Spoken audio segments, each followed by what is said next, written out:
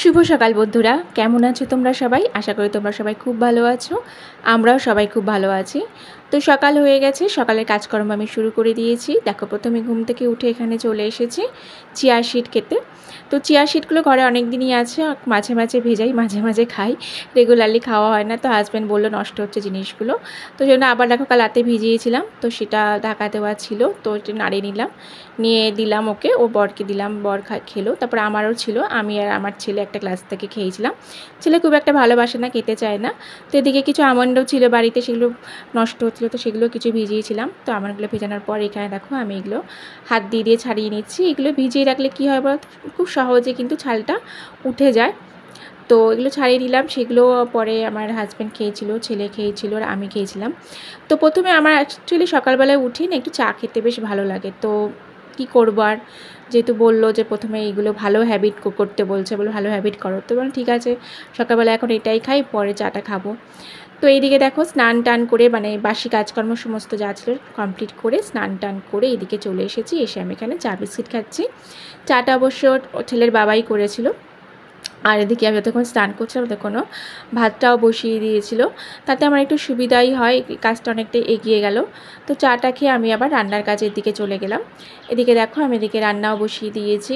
তো প্রথমেই দেখো এখানে আমি দিয়ে দিচ্ছি এখানে ঢ্যাঁড়স ভাজা, ঢ্যাঁড়স কেটেছিলাম, তো ঢ্যাঁড়স ভাজা করলাম। এই ঢ্যাঁড়সটাও এটা আমার ছেলে কেটে দিয়ে ঢ্যাঁড়সটা, ওকে, ও ঢ্যাঁড়স কাটতে খুব ভালোবাসে, তো ওকে বললাম কেটে দিতে, তো ও খুব আনন্দ সহকারে কেটে দিল।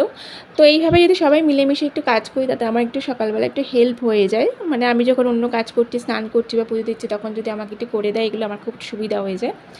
তো এদিকে ঢ্যাঁড়স ভাজা হতে হতে দেখো এখানে পটল ভাজবো বলেছি, বাড়িতে পটল আসলেই আমার একদম পটল ভাজা খেতেই হবে, আমার খুব ভালো লাগে। তো আমার বড় খায়, ছেলেও খায়। তো এখানে দেখো পটল ছাড়িয়ে নিয়েছি, পটল ছাড়িয়ে ধুয়ে নিয়ে এবার দেখো এখানে নুন আর হলুদ মাখিয়ে নিচ্ছি পটল ভাজবো বলে। তো ঢ্যাঁড়স ভাজা হয়ে গেছে, এখানে তেল দিয়ে দিয়েছি আবার। তো এখানে পটলগুলো ভাজতে বসিয়ে দিয়েছি। আর পটল ভাজলে পটল ভাজার সাথে কিন্তু তেলটা অবশ্যই মাস্ট। আমার তেল দিয়ে পটল ভাজা খেতে দারুণ লাগে। তোমাদের কার কার ভালো লাগে জানিও কিন্তু কমেন্ট করে। তো তারপর দেখো এদিকে রান্নাতে হচ্ছে, রান্না ওদিকে হতে হতে আমি এদিকে চলে এলাম ছাদে। জামা কাপড়গুলো অনেকক্ষণ ধরে কাচা ছিল, তো সেগুলো মেলা হচ্ছিল, মেলে দিলাম। যত রোদ্দুর বাড়ে না, তখন আর ছাদে যেন আসতে ইচ্ছা করে না। এখন তাও অনেকটাই বেলা হয়ে গেছে, ছাদে মেললাম, তো এগুলো তো খুব তাড়াতাড়ি শুকিয়ে যাবে। তো এইদিকে দেখো কাল রাতে একটু মানে বিকেলের দিকে একটু বৃষ্টি বৃষ্টি হচ্ছিলো বলে কিছু টব গাছ আর কি বার করে দিয়েছিলাম বৃষ্টির জল পাওয়ার জন্য। তো সেগুলো এখন আবার ঢুকিয়ে দিচ্ছি, বেশি রোদ দেবো না বলে। আর এদিকে দেখো গাছে খুব সুন্দর সুন্দর ফুল ফুটেছে, খুব ভালো লাগছিলো দেখতে। রেগুলারলি ফোটে না, মাঝে মাঝে ফোটে, মাঝে মাঝে ফোটে না। এখানে দেখো আজকে আবার দুটো ফুল ফুটেছে, আর এদিকে দেখো জবা গাছে একটা ফুল ফুটেছে, আর এই ফুলগুলো বেশ হচ্ছে। তো এইদিকে দেখো রান্না মোটামুটি আমার কমপ্লিট, বলবো না যে সব কমপ্লিট হয়ে গেছে। তো এই রান্না করতে করতে এদিকে দেখো বরকে খেতে দিয়ে দিয়েছি, বর খাচ্ছে, পটল ভাজা তেল দিয়ে খাচ্ছে এদিকে। আর এদিকে সয়াবিনটা বসিয়েছি। তো খেতে খেতে আমার তরকারিটা হয়ে গিয়েছিল, ওকে দিয়ে দিয়েছিলাম, আর সাথে আমও কেটে দিয়ে দিয়েছিলাম। তারপরে এই দিয়ে তৈরি হয়ে বর এদিকে বেরিয়ে গেল। আজকে ওয়েদারটা দেখতেই পাচ্ছ, খুব একটা মানে রোদ নেই, আবার মেঘলা মেঘলা মতন করে আছে, যেহেতু সকালের দিকে একটু রোদ ছিল। তো এই যে চলে যাচ্ছে, যতক্ষণ যাচ্ছে আমি ওপর থেকে দেখছি, আর ছেলে নিচেকে বাবাকে দরজা খুলে দিয়েছিল, ওই ওখান থেকে আবার হাত নাড়াচ্ছে, যতক্ষণ দেখা যায় আর কি। আর এখানটা দেখো একদম মানে কেমন জঙ্গল জঙ্গল হয়ে গেছে, যদিও পরিষ্কার করেছে। তো ওর বাবা চলে গেছে, তারপর দেখলাম দুটো উচ্ছে একদম পেকে গেছে, তো আমি আর আমার ছেলের জন্য একটু উচ্ছে ভাজা করে নিলাম পরে একদম সব শেষে। এটাই আমার একদম শেষ রান্না ছিল। তো এইদিকে আমি উচ্ছে ভাজছি, আর বেশি কিছু রান্না করিনি। তো চলো, আর এদিকে আমার রান্নার কাজ সমস্ত কমপ্লিট হয়ে গেছে। তারপর ছেলে ওদিকে একটু পড়ছিল, সামার ভ্যাকেশনে অনেক কাজ দিয়েছে ওদের, তারপর স্কুল খুললি আবার পরীক্ষা আছে, নানারকম প্রজেক্ট আছে। তো আমি ওকে একটু পড়া দিয়েছিলাম আর কি, ওদের ম্যাম যে টাস্ক দিয়েছিলেন সেটা আর কি মুখস্থ করতে দিয়েছিলাম, তো সেটা মুখস্থ করছিল। তো আমি বললাম চলো ধরে নিই, তো আমি একটু পড়া ধরছিলাম। যে ছুটি হলেও ওকে আমি পড়ার মধ্যে মানে পড়ার অভ্যাসের মধ্যে রাখতে চাই, না হলে কিন্তু পরীক্ষার সময় খুব প্রেশার পড়ে যায়। আমাদের ছোটোবেলাটা কিন্তু অন্যরকম ছিল। আমাদের ছোটোবেলায় গরমের ছুটি মানে কিন্তু অনেক মজার ব্যাপার ছিল, ঘোরাফেরা। আমি তো গরমের ছুটি থাকলে আমাদের সময় কিন্তু স্কুলে এত টাস্ক দিত না, এত প্রেশার ছিল না। তো অল্প কিছু হোম টাস্ক থাকতো, প্রথম কদিন সেগুলো কোনো রকমে শেষ টেস করে নিয়ে তারপরে আমি গল্পের বই পড়তে ভালোবাসতাম, তো খুব গল্পের বই পড়তাম। আমার গল্পের বই পড়ার খুব নেশা, এখনও পড়ি। তো গল্পের বই পড়তাম, মানে তারপর ছবি আঁকতাম, এগুলো আমার নেশা ছিল। তো এইভাবে আমি ছুটিটা কাটাতাম, আমার খুব ভালো লাগতো। আর এখন তো এত পড়ার প্রেশার, মানে আমার নিজেরও খারাপ লাগে। রোজ সকাল বিকেল দুবেলা করে পড়াতে বসতে হচ্ছে, প্রজেক্ট করতে হচ্ছে, মানে নিজেই যেন একটা মানে বিরক্ত লেগে আছে, আমি নিজেই বিরক্ত হয়ে যাচ্ছে, কিন্তু কি করব, স্কুলের যা নিয়মটা তো করতেই হবে।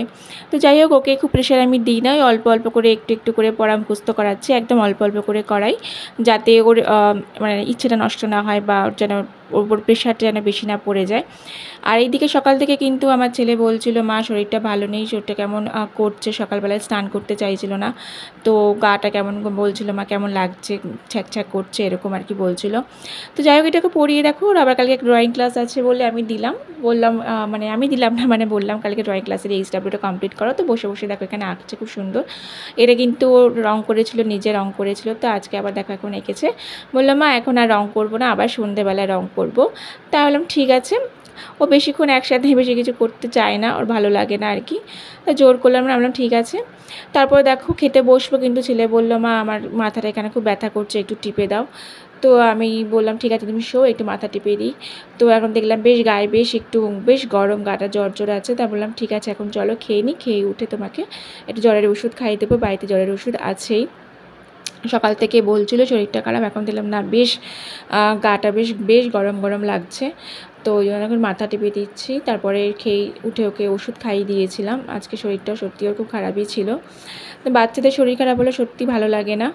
তো যাই হোক, তোমরা আমার ব্লগটা দেখলে, আজকের ব্লগটা তোমাদের কেমন লাগলো কমেন্ট করে জানিও। ভালো লাগলে লাইক করো, শেয়ার করো, যাতে অন্যরা আমার ব্লগটা দেখতে পায়। আর ভালো লাগলে অবশ্যই মানে সাবস্ক্রাইব করে পাশে থেকো। আর যে সমস্ত বন্ধুরা আমার ব্লগে কমেন্ট করছে তাদেরকে অসংখ্য ধন্যবাদ।